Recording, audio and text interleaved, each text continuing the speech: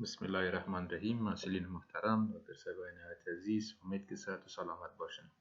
در لکچر قبلی ما دیدیم که ریه ها یا لنگز که عضو اساسی سیستم تنفسی را می ساخت دو عدد بود. یکی به طرف راست به نام رایت لنگ و به طرف چپ لفت لنگ بود، یعنی ریه راست و ریه چپ. که از نظر تفاوت ها هم دیدیم که ریه راست دو فیسور داشت و 3 لوب تقسیم شده بود و ریه چپ یک فیسور داشت که به 2 لوب تقسیم شده بود. حالا در اینجا میبینیم که لوب ها هم به نوبه خود به قطعات کوچک تقسیم میشن یا تقسیم میشن به سگمنت ها یا قطعات که در طرف راست و در طرف چپ قطعات اصلا فرق دارن، که در طرف راست 10 قطعه یا 10 سگمنت وجود داره و در طرف چپ 9 سگمنت وجود داره. که در این تصاویر ما میبینیم که چطور لوب ها به سگمنت ها تقسیم شده. اول میبینیم در ریه طرف راست که لوب الویش به نام سوپریور لوب یاد میشه، یا میبینیم که به چند قطعه تقسیم شده. لوب الوی ریه راست به 3 قطعه تقسیم شده که قطعه که در مطابقت میکنه به ذروه به نام اپیکال سگمنت یاد میکنن شه، و دیگه سگمنتی که در خلف قرار داره، اینی سگمنت در طرف خلف قرار داره، اینه به نام پوستیریور سگمنت، و اینه که به طرف پیشرو قرار داره به نام انتیریور سگمنت یاد میکنن. که ما میتونیم توسط شماره ها شماره بندی کنیم که بگیم سگمنت اپیکال سگمنت 1، پوستیریور به نام سگمنت 2 یا S2 و انتیریور به نام سگمنت 3 یا S3 یاد میکنیم. و همین شکل در لوب متوسط میبینیم که میدل لوب در ریه راست به 2 سگمنت تقسیم میشه که یک سگمنتش به طرف ونسی قرار داره به نام سگمنت میدیال، به طرف وحشی به نام سگمنت لیترال یاد میشه. که اگر از نظر نمره گذاری بیم، سگمنت میدیالش به نام سگمنت 4 و سگمنت لیترال به نام S5 یا سگمنت 5 یاد میکنن. به همین شکل دیده میشه که لوب سفلی هم با 5 سگمنت تقسیم شده یا 5 قطعه تقسیم شده که یک قسمت اپیکالش هست، یک قسمت ذرویش هست که به طرف الوی قرار داره، این به نام سگمنت اپیکال لوب انفیریور یاد میشه که به نام سوپریور سگمنت هم یاد میکنن.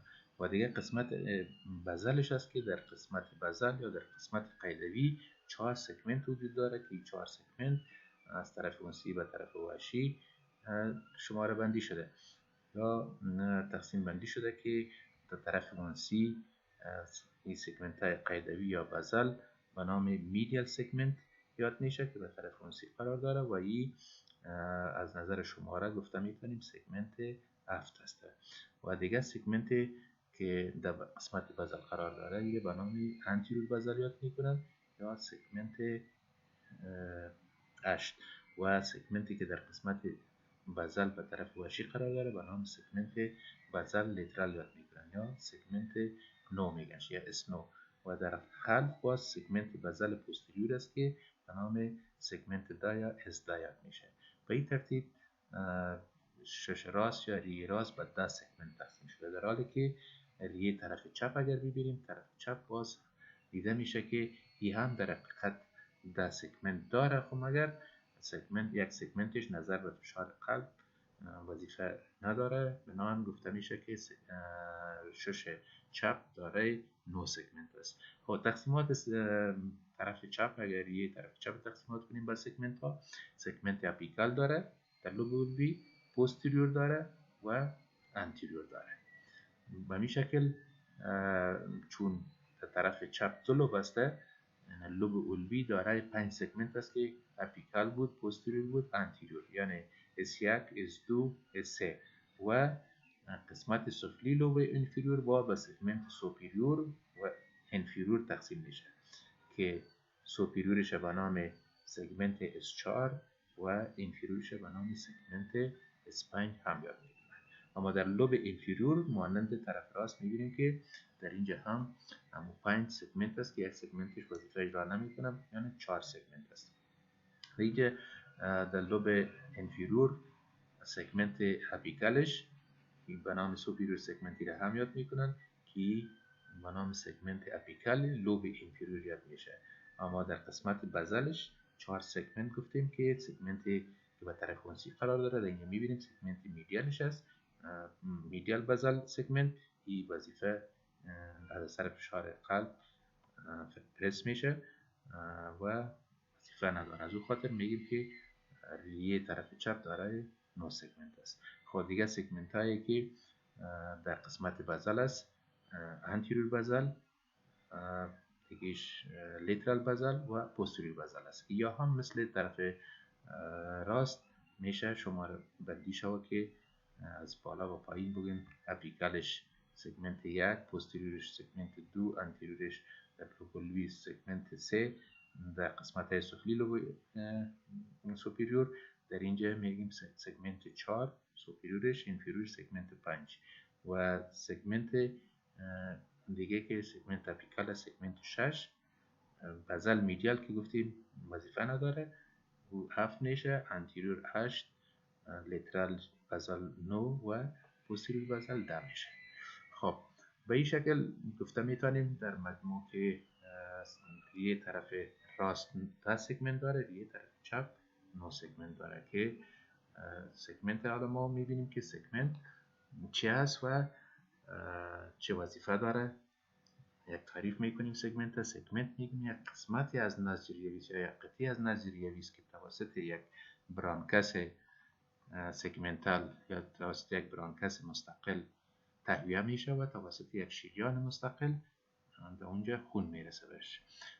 بنان سگمنت گفتیم که یک قسمتی از نسج ریویس. هم از نظر شکل اگر ببینیم شکل هرم داره، قاعدهش به طرف محیط میباشه و اپکسشان به طرف سوره ریه قرار داره که از اون طریق باز برانکس مستقل و شریان مستقل داخل زو میشه. در اینجا اگر ما ببینیم همون تقسیماتی که در قسمت سگمنت ها کرده بودیم، در اینجا میبینیم که هر سگمنت یک برانکس مستقل داره. میبینیم در لوب اولوی 3 سگمنت بود، 3 برانکس هم دیده میتونیم. سگمنت با اسم نشان داده بودیم، این رو میتونیم به بی نشان بدیم. یعنی سگمنت اپیکال برانکسش میگیم اپیکال برانکس که در سگمنت 1 در اپیکال میره. پوستیریور به همین شکل انتیریور، این برانکس هایش که بر هر سگمنت مشخصا یک برانکس میره. به همین شکل در لوب متوسط که 2 سگمنت داشتیم میدیال و لیترال، برانکس هایشون به اونم یاد میشه، با اون شماره یاد میشه. در لوب انفیریور 5 سگمنت بود، 5 برانکس مستقل ما اونجا دیده میتونیم که مربوط به اپیکالش هست. دیگه بزل میدیال است و انتیریور، لیترال و پوستیریور. این تعداد برانکس ها رو نشان میده که داخل هر سگمنت میشه. همین شکل در طرف چپ هم تعداد سگمنت ها و تعداد برانکس هایش مساوی است که در اینجا ما دیده میتونیم. خب در این تصویر اگرچه دیده میشه که تعداد سگمنت ها و برانکس ها در طرف چپ و راست 10 سگمنت نشان داده شده، مگر سگمنت میدیال بزل که است گفتیم از اثر فشار قلب فیوز میشه و دیگه سگمنت ها، از اون خاطر یک سگمنتش کم میشه. به نام گفته میتونیم که در طرف چپ 9 سگمنت وجود داره. خب این راجع به برانکس ها بود. به می شکل دیده میشه که هر سگمنت توسط یک شریان مستقل اروا میشه یا شریان مستقل برش خون میرسانه که در اینجا شبات شریانی رو هم میبینیم به هر لوب رفته، از لوبا باز به قطعات یا به سگمنت ها تقسیم شده. دیگه در قسمت سگمنت بود. از این خاطر چون هر سگمنت یک مستقل برانکس داره و شریان داره، از اون خاطر گفته میتونیم که سگمنت به نام برانکو پولمونری سگمنت یاد میشه که مستقلا شریان و برانکس مستقل داره. و سگمنت میگن واحد اناتومیک ریه هاسته که توسط سپتاها یکی از دیگه‌اش جدا شدن. در صورتی که یک مریضی تکلیف پیدا شود در یک سگمنت ها از هم توسط پرده ها جدا شدن، از سگمنت دیگه‌اش میتونه به شکل مستقل وظیفه خودش را کنه و مسئول باقی مونه. حتی میشه در عمل جراحی یک سگمنت توسط عمل جرایی بکشیم و سگمنت دیگر مسئول باقی بمانه که به این اساس گفته میتونیم که سگمنت واحد آناتومیک است، واحد پاتولوژیک است و همچنان واحد جرایی هم گفته میشه که در عمل جرایی کشیده شده میتونه. یعنی سگمنتکتومی که کشیدن سگمنت میگه، لوبکتومی کشیدن لوب میگه، پولمکتومی کشیدن ریه ها را میگه. این در مورد برانکوپولمونری سگمنت بود که خدمت شما توضیح شد. از توجهتان تشکر.